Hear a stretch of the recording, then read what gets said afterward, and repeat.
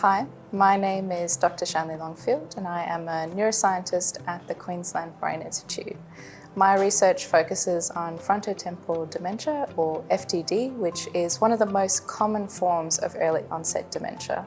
My project is about investigating how a brain protein called tau might be behaving abnormally in frontotemporal dementia. This protein has been known to interfere with brain communication at the individual synapse level, the connection between brain cells.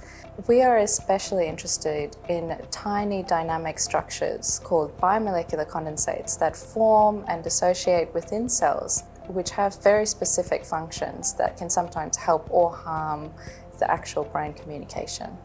When you think of Alzheimer's disease, for example, the first thing that is affected is your memory, whereas in people who have frontotemporal dementia, the first thing that's affected is their personality, the way that they behave, and it can be very confusing and distressing for both them and their families.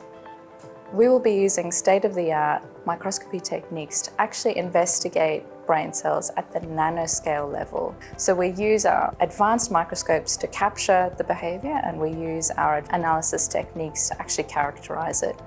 We are hoping to discover how mutant tau might change the behaviour of these biomolecular condensates and lead to synaptic dysfunction in the brain. Ultimately, we're trying to pinpoint processes that can be investigated for potential therapeutic strategies to combat frontotemporal dementia. So after this phase, we would like to look at how our findings translate across different models of FTD and test potential interventions that could prevent tau from interfering with these crucial synaptic functions.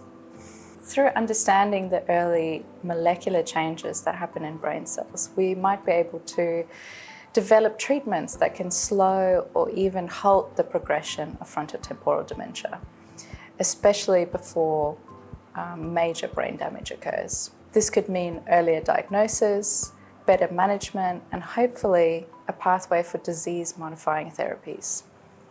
I would like to thank the Dementia Australia Research Foundation for granting me the Bond to Berry project grant.